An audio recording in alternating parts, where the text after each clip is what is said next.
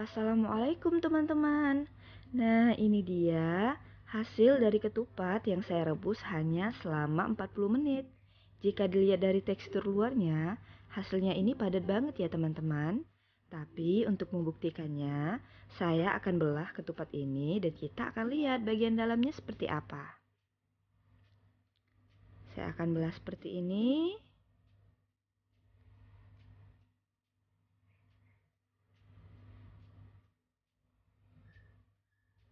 Nah, ini dia teman-teman hasilnya. Alhamdulillah hasilnya tuh padat, menyatu, dan pulen. Nah, ini saya tekan pakai pisau itu hasilnya tuh nggak lembek, tapi padat. Saya simpan dulu di wadah. Kemudian saya akan coba belah lagi ketupat yang lainnya, agar kita tahu bahwa ketupat-ketupat ini hasilnya tuh merata, semuanya mendapatkan hasil yang bagus. Nah, untuk yang satunya saya belah di arah yang berbeda. Jadi teman-teman, ini adalah eksperimen pertama saya merebus ketupat selama 40 menit. Sebelum-sebelumnya di hari raya sebelumnya biasanya saya merebus 3-4 jam untuk mendapatkan hasil ketupat yang seperti ini. Tapi hari ini saya mencoba teknik terbaru dengan menggunakan metode panci presto, tapi kita cukup menggunakan panci biasa aja, yang penting ada tutupnya. Dan mendapatkan hasil yang sangat memuaskan. Buat ibu-ibu dan teman-teman di rumah, mulai hari ini nggak perlu lagi ribet atau pusing untuk merebus ketupat berlama-lama. Cukup merebusnya 40 menit, hemat tenaga, hemat gas, dan hemat waktu. Dan kita mendapatkan hasil ketupat yang pulen, padat menyatu, dan insya Allah ketupat ini bisa awet sampai 2 hari. Oke, setelah ini kita akan lanjut langsung melihat metode perebusannya ya teman-teman. Jangan kemana-mana dan jangan lupa bantu dukung terus channel ini dengan cara menekan tombol subscribe, nyalakan loncengnya, like, komen, dan share video ini ya. Yuk kita langsung ke proses pemasakan ketupatnya. Pertama, di sini saya menggunakan 1 kg beras untuk mengisi 20 bungkus ketupat. Ini berasnya sudah saya cuci bersih sebanyak 3 kali dan sudah saya rendam selama 2 jam ya teman-teman. Jadi berasnya ini teksturnya udah mengembang dan udah nggak keras lagi. Kalau misalnya saya hancurin seperti ini ya, pakai kuku atau jari, itu berasnya udah hancur. Jadi perendaman beras ini sangat membantu nanti di proses perebusan. Jadi biji-biji berasnya ini akan mudah hancur atau akan cepat hancur ketika nanti kita rebus. Nah, di sini saya menggunakan bungkus ketupat seperti ini ya teman-teman. Buat teman-teman yang ingin belajar bisa lihat link di atas atau nanti di deskripsi akan saya kasih link cara menganyam ketupat yang mudah. Karena apa? Karena kalau kita beli bungkus yang udah jadi seperti ini harganya lebih mahal. 10 bungkus itu harganya 10.000, sedangkan yang bentuk daun seperti ini yang belum jadi bungkus ketupat harganya hanya 5.000 dan isinya 12 lembar. Jadi buat teman-teman di rumah wajib tahu dan bisa ya cara mengayam ketupat. Oke, setelah ini saya akan langsung isi ketupat-ketupat ini dengan beras, tonton sampai habis. Karena saya akan kasih tahu takaran seberapa sih satu bungkus ini agar nanti menghasilkan isian yang padat dan pulen. Oke, saya akan mulai mengisi ya teman-teman. Nah, kita gunakan bagian kepala untuk mengisinya. Nah, kita buka seperti ini ya. Kita akan mulai isi.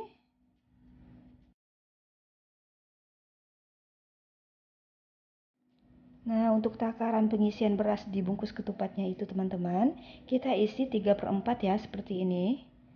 Nah, jadi ini kayaknya masih kurang, karena tadi kayaknya baru setengah ya, jadi kita tambah lagi. Jadi kita mengisi bungkusnya ini 3/4 dengan beras.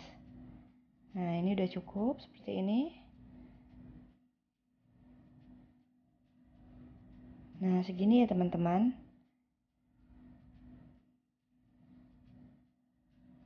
Kemudian kalau misalnya dia kendor kan, jadi kendor kan ininya, anyamannya boleh kita kencengin lagi. Nah, dengan menarik sisi-sisinya, bagian-bagian daunnya itu kita tarik seperti ini.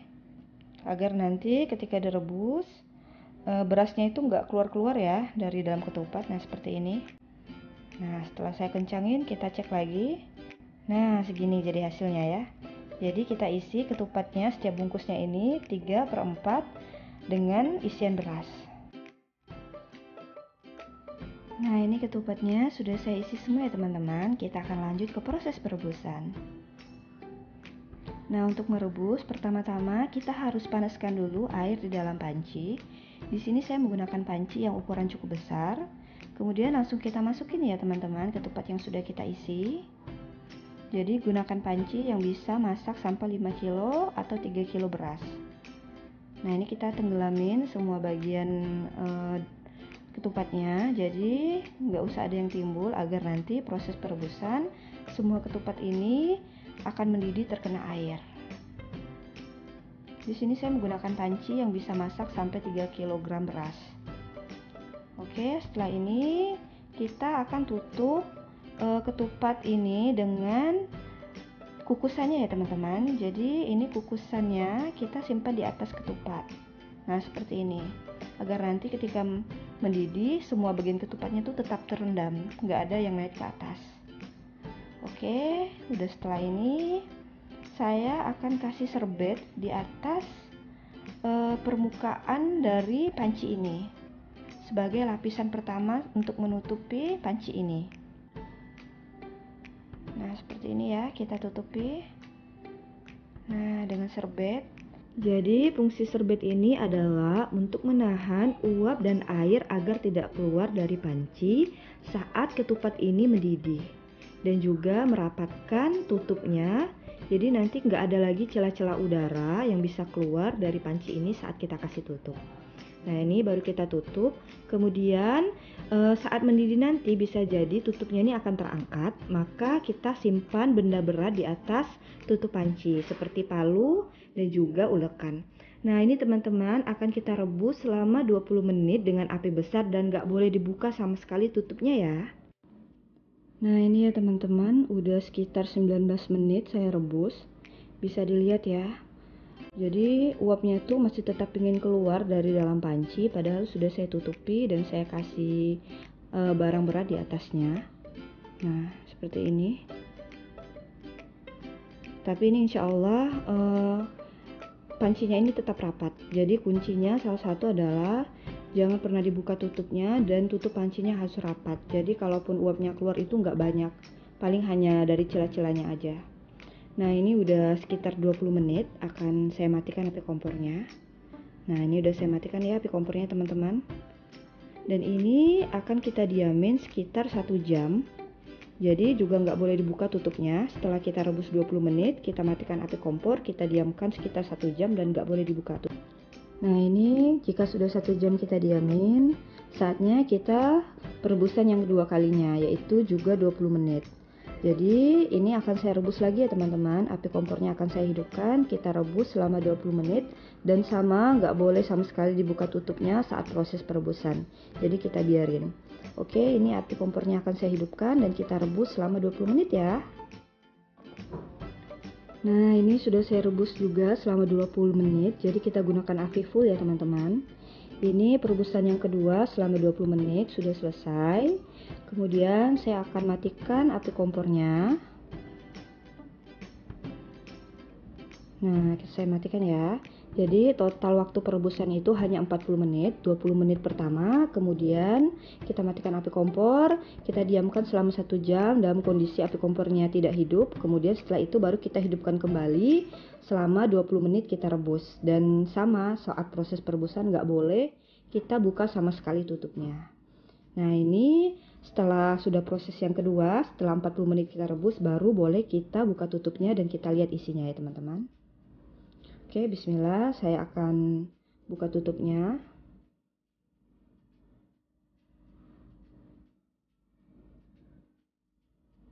Nah,